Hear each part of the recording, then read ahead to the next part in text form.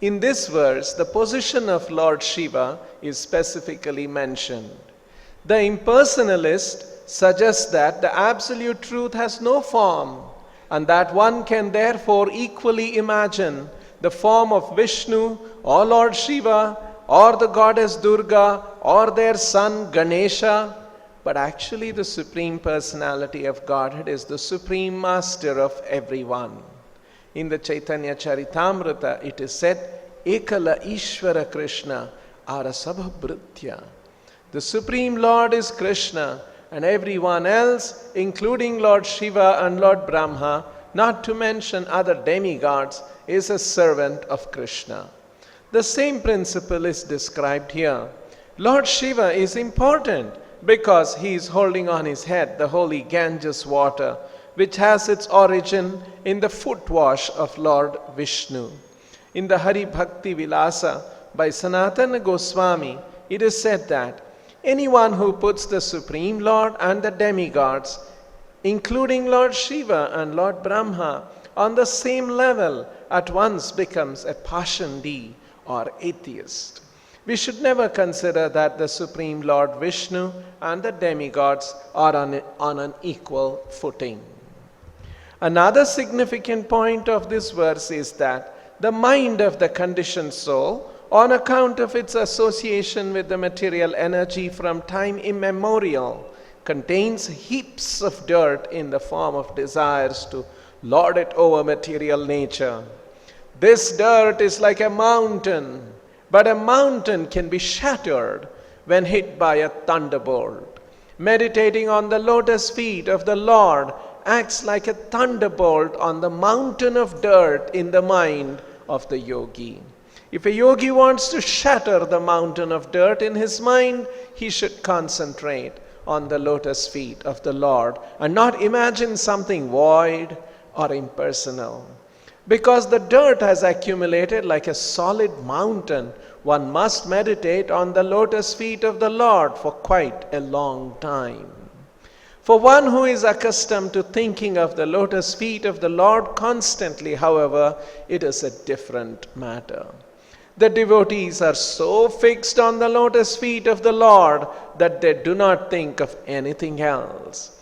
Those who practice the yoga system must meditate on the lotus feet of the Lord for a long time after following the regulative principles and thereby controlling the senses. It is specifically mentioned here, Bhagavatas Charanaravindam. One has to think of the lotus feet of the Lord. The Mayavadis imagine that one can think of the lotus feet of Lord Shiva or Lord Brahma or the goddess Durga to achieve liberation. But this is not so. Bhagavataha is specifically mentioned. Bhagavataha means of the Supreme Personality of Godhead, Vishnu, and no one else. Another significant phrase in this verse is Shiva Shivo Abhut. By his constitutional position, Lord Shiva is always great and auspicious. But since he has accepted on his head the Ganges water, which emanated from the lotus feet of the Lord, he has become even more auspicious and important. The stress is on the lotus feet of the Lord. A relationship with the lotus feet of the Lord can even enhance the importance of Lord Shiva, what to speak of other ordinary living entities. We are reading in this part of the Bhagavatam, Lord Kapila's instructions on dhyana or meditation. He has been describing how the meditator should worship, should meditate on the different parts of the transcendental body of Vishnu. And he has begun in the last verse and in today's verse that one should begin meditation on the lotus feet of the Lord.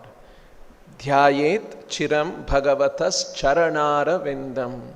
Chiram means for a long time. Dhyayet chiram bhagavatas charanara vindam.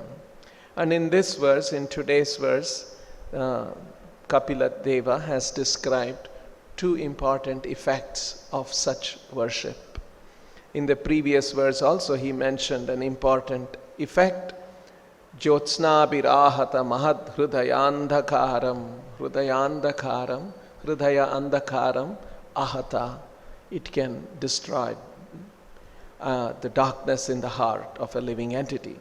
And in today's verse, Lord Kapila is saying, Yat shaucha nisruta sarit pravarodakena.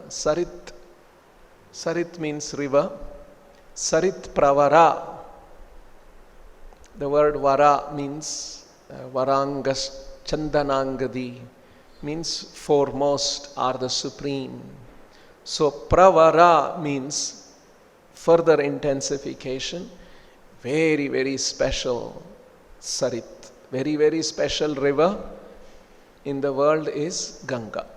So Ganga is referred to as Sarit Pravara Udakena, the waters from.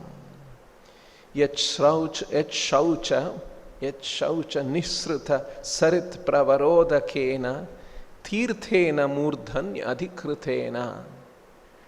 Murdhani on his head, Adhikritena, he bears Tirthena, the holy waters, from Sarit Pravara Udakena, which is holy, Tirthena, and that water which has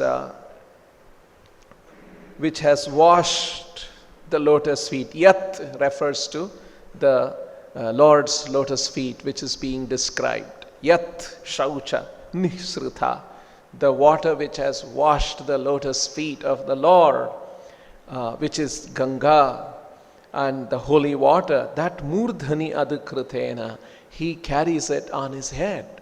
Who does that? Shiva, Lord Shiva. Who does that? And by doing that, what happens to him? Shiva abhut.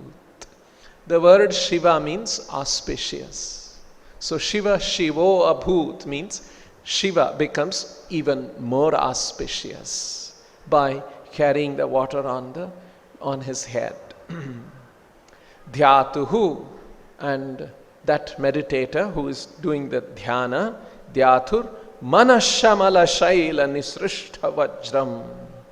Manashamala. Shamala means dirt, sins, impurities, which are in the mind. And how much impurities? A little bit of it? A few grams of impurity? No, shaila. Shamala shaila, a mountain of impurity in the heart. Manashamala shaila nisrishta vajram, a thunderbolt hurled at such a shaila, mountain of contamination in the heart of a dhyatuhu.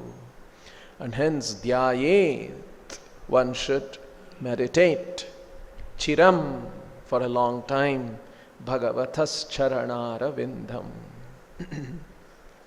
The blessed Lord Shiva becomes all the more blessed. Shivaha, Shivo abhut, becomes. By bearing on his head, murdhni adhikritena, the holy waters, tirthena, of the Ganges, Sarit Pravara Udakena, which has its source in the water that washed the Lord's lotus feet. Tat shaucha nisruta. Water that washed and it is flowing out. The Lord's feet act like thunderbolts, vajram, hurled, nisrushta, to shatter the mountain of sin. Shamala shaila, stored in the mind of the meditating devotee, dhyatuhu manaha. One should therefore meditate, dhyayet, on the lotus feet of the Lord, Bhagavatas charanara vindam, for a long time, chiram. So, these are two beautiful verses, last verse and this verse, describing about how a yogi should meditate on the lotus feet of the Lord, which is relevant to us also as bhakti yogis. And And what are the effects of such meditation? Lord Kapila is describing. Shivo Shiva Abhut.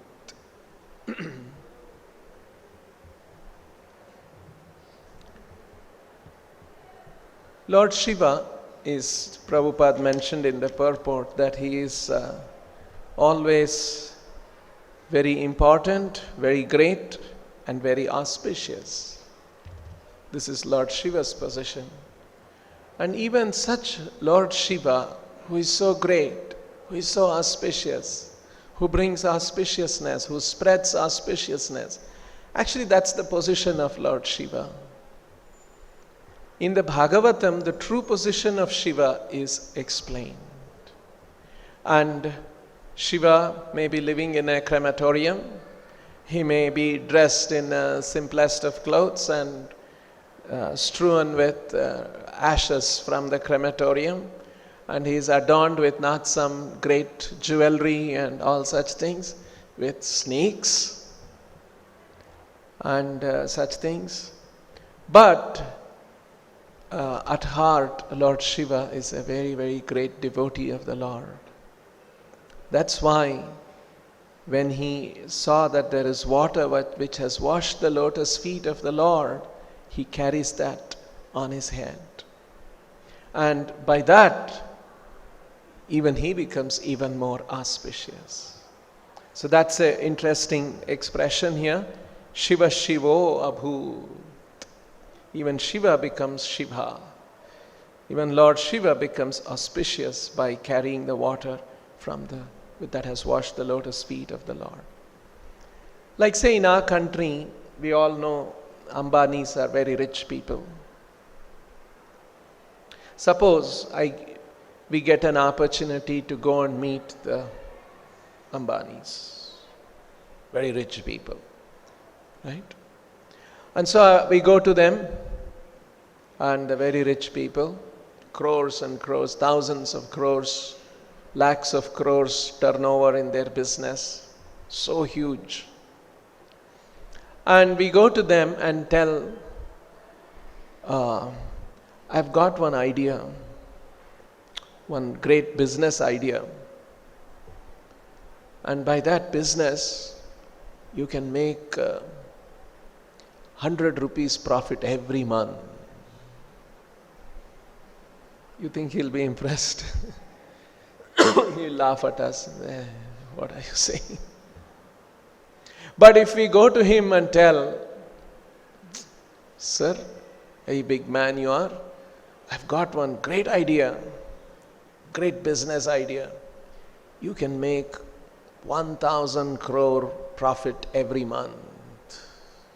12,000 crores in a year. Oh, is that so? He'll be interested in, right? Substantial profit. So, he is already a rich man. Something that he is interested in means something that should make him richer. Already rich man, he has to become richer. That will interest him. Not some 100 rupees per month. So in the same way, Shiva is already very auspicious, very great.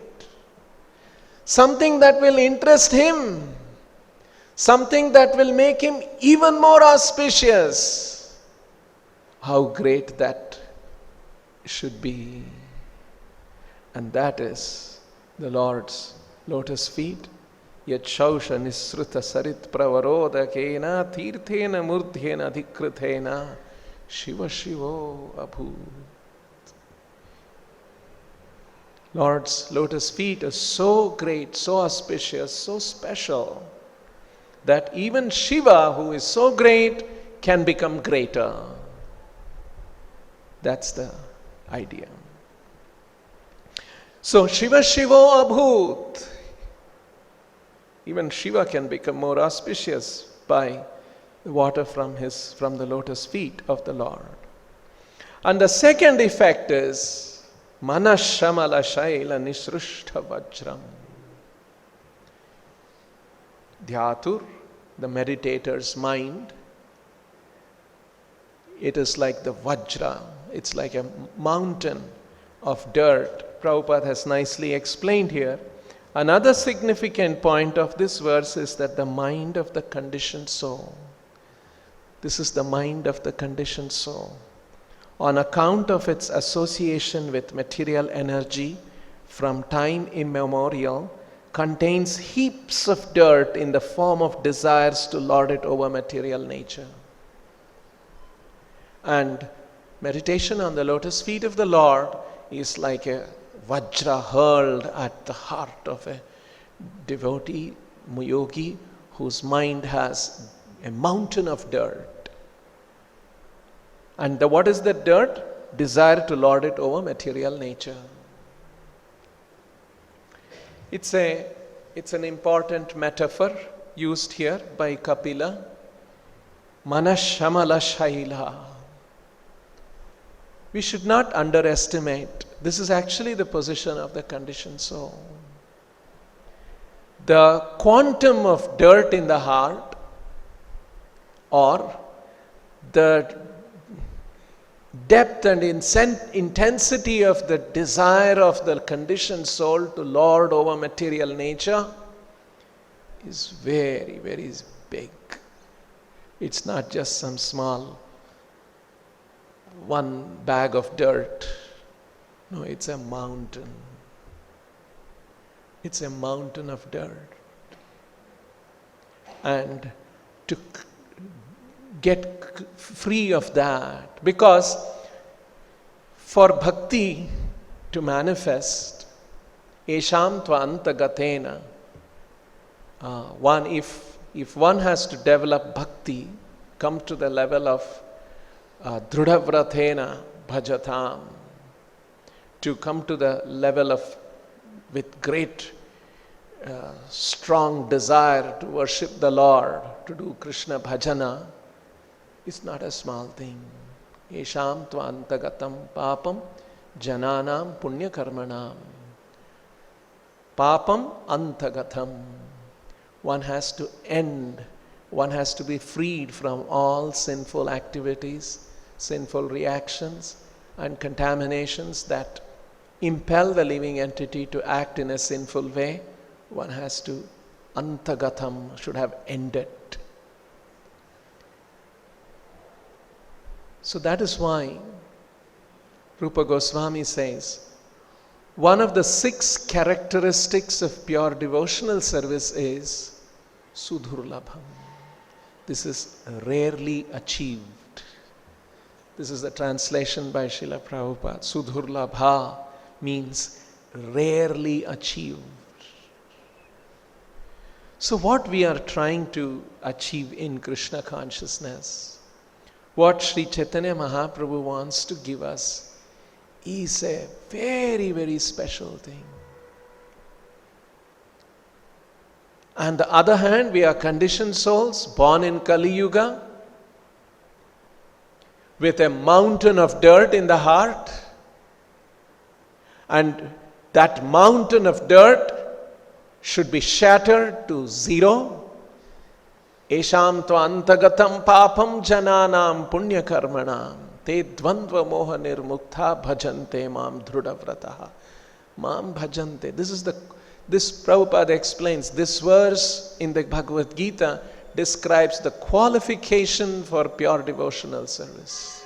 This is the qualification. So, very big. So we should not underestimate. We should not think that, I'm 5 years, 10 years, I'm such a senior devotee. No, this takes to become purified. It's not a small thing. Sudhurlabha. To achieve all of these, this state of consciousness that Prabhupada is offering, Bhagavatam verses are presenting. It's a very, very special achievement, which is rarely achieved. So pure devotional service is very, very special. One of the characteristics in the description of the 6 Goswamis, this verse is there. Shri Gauranga Gunanu Varnana Vidhau Shraddha samruddhyanvitho. These are the great devotees who came with Chaitanya Mahaprabhu. They were all very confidential associates of the Lord. And they manifested in their activities in this world as a gold standard for devotional service. The 6 Goswamis especially. They set the standard. What is it to be a devotee of the Lord? Shri Gauranga Gunanu Varnana Vidhau. Gauranga Gunanu Varnana Vidhau. Gauranga Guna Anuvarnana Vidhau. In the process, Vidhau, Vidhana, in the process of describing Anuvarnana of the qualities of Gauranga, Vidhau, Shraddha Samruddhyanvithau. Anvithau means, Anvitaha means to be possessed of, to be endowed with. And what were they possessed of? Shraddha Samruddhi Anvithau. Samruddhi Shraddha means an abundance of Shraddha they were endowed with to glorify, to describe the wonderful qualities of Gauranga. Because that Shraddha, Chaitanya Charitamrita describes, Shraddha is the measure of the position of a devotee. Kanishta, Madhyama, Uttama, this is on the basis of Shraddhanusare. It is on the basis of one's Shraddha. And see, we hear about the 6 Goswamis, Shraddha Samruddhyanvithau. So to come to these stages of devotion is not a small thing. And the meditation on the lotus feet of the Lord helps us to shatter this mountain of impurities. There's another place in the Bhagavatam, in the very first canto. We know how Bhagavatam, Vyasadeva was instructed by Narada Muni. There are 2 important chapters in the first canto of the Bhagavatam, full of Narada's instructions. 5th and the 6th chapter.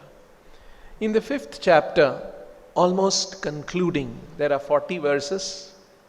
Towards the end of actually Narada Muni more or less concluded, but in the 6th chapter, Vyasa is not satisfied. He again triggers another discussion. My dear spiritual master, after you were initiated by those great sages from whom you heard this Krishna Katha, what did you do? And Prabhupada comments that that's the nature of a disciple. He wants to know more and more about his spiritual master and his activities. That eagerness should be there.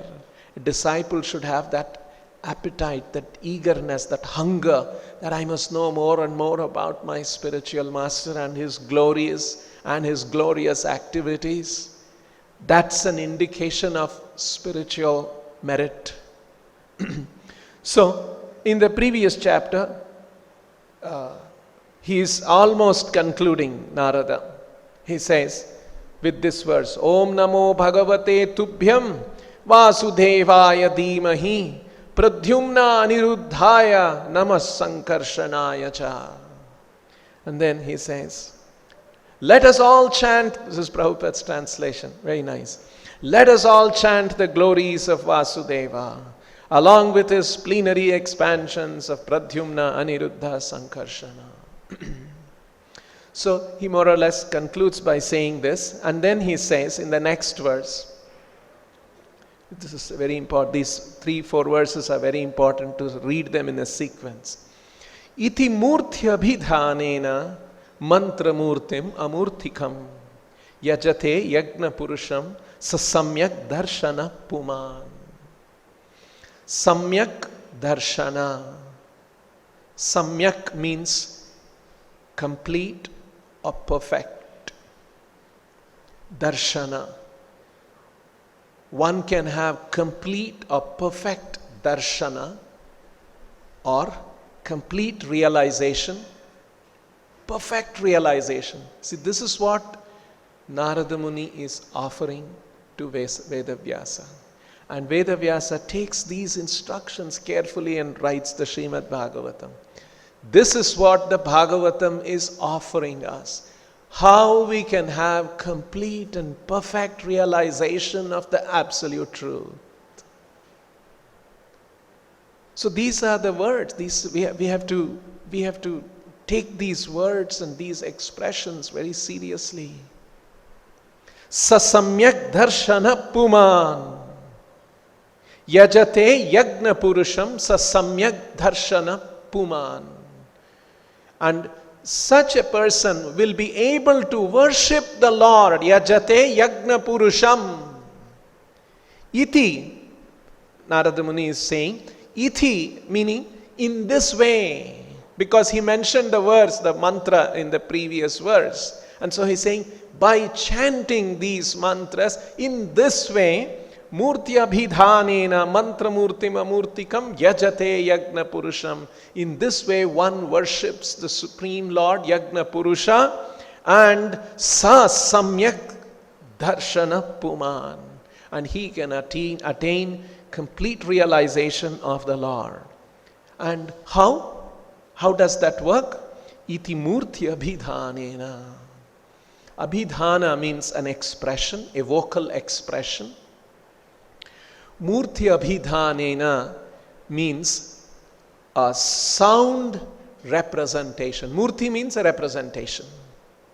Murtya abhidhanena means in this way, referring to the chanting of the mantra, he's saying in this way, by the sound representation of the Lord, by the chanting of the Lord's holy names. Iti murtya bhidhanena mantra murthim. Mantra murthim, again, sound representation. Mantra murthim. Mantra means sound, the holy hymns, the chanting of the mantras. Mantra murthim, the form representation of the Lord. Amurtikam, but the Lord is not having a material form. He does not have a material form. That Supreme Lord who has no material form, by chanting His holy name, one can worship the Supreme Lord and attain complete realization, perfect realization of the Lord. I'll read the translation. Thus, he is the actual seer who worships in the form of transcendental sound representation the Supreme Personality of Godhead Vishnu, who has no material form. He is amurtikam. He has no material form. We as conditioned souls only can see material things because we have a material senses. We have a material body and a material senses. Eyes, ears and all of this. So we can only see material things. So a special arrangement has been made that amurtikam, when he is in the sound representation, if we can chant, we can have samyak darshanaha. Having said this, in the next verse, imam swanigamam brahman avetya mad anushthitham adhan me gnanam aishwaryam swasmin bhavam cha keshavaha. These are all very significant. This is Narada describing his own experience, what happened to him. So he's saying, imam swanigamam brahman, O Brahmana, O Vyasadeva, avetya mad anushthitham. Avetya, the Lord saw me, mad anushthitham. He saw me carrying out the spiritual process activities perfectly, properly, very sincerely. Mad anushthitham. He saw me properly situated. Anushthitham means properly situated. Mad anushthitham. He saw me properly situated. And so what did he do? Adan. He gave. And what did he give? Adan me gnanam. He gave me, blessed me, he bestowed on me transcendental knowledge, gnanam. Aishwaryam. He gave me Aishwaryam, opulence. And Acharya's comment, Vishwanath Chakravarti Thakura, their comment, this here Aishwarya refers to the opulence of the mystic powers. Narada was endowed with those Ashtasiddhis, mystic powers. Not just that, Swasmin bhavam cha Keshavaha. Bhavam swasmin. His own bhavam refers to love, bhava bhakti. So he blessed me with knowledge, mystic opulence, and love for him. And that love for him, swanigamam, is the confidence, is that which is described in the confidential parts of the Vedic literatures. I'll read the translation by Srila Prabhupada. O Brahmana, thus by the Supreme Lord Krishna, I was endowed first with transcendental knowledge of the Lord as inculcated in the confidential parts of the Vedas, then with the spiritual opulences, Aishwaryam, and then with his intimate loving service. Bhavam cha Keshava. And he bestowed on me that intimate swasmin bhavam cha Keshava. So, like this, Narada was bestowed with this love. And in the purport, Prabhupada mentions, communion with the Lord by transmission of the transcendental sound is non-different from the whole spirit, Lord Sri Krishna. It is a completely perfect method for approaching the Lord. The chanting of the holy name, it is the completely perfect method for approaching the Lord. By such pure contact with the Lord, without offense of material conceptions, the devotee can rise above the material plane to understand the inner meaning of the Vedic literatures, including the Lord's existence in the transcendental realm. I just skipped 1-2 words. I'll come back to that. I'll read again. It is a completely perfect method for approaching the Lord. The chanting of the holy names. Iti murtya abhidhanena is referring to that. So, when we chant the holy name of the Lord, what happens? By such pure contact with the Lord, we can attain contact with the Lord. And it is pure contact with the Lord, without offense of material conceptions. And within brackets, Prabhupada has mentioned numbering 10, referring to the 10 offenses that we chant in the morning Mangalarati. So, without offense of material conceptions, these 10 offenses actually are, if we carefully study them, they are all connected to the material conception of the position of the Lord and the holy name of the Lord. Lord's holy name is not material. It is transcendental, it is spiritual. And so, when we are free from such offenses, we can chant the Lord's holy name, then we can come to that pure contact with the Lord. Then the devotee can rise above the material plane to understand the inner meaning of the Vedic literatures, including the Lord's existence in the transcendental realm. How the Lord exists in the transcendental realm, what is his true position, we can have pure contact with the Lord. So these are all very, very special benedictions, and which then such contact with the Lord's holy name and such contact with the Lord will awaken the pure love, that every living entity has in his heart. Krishna Prema Nitya Siddha Sadhya Kabunai.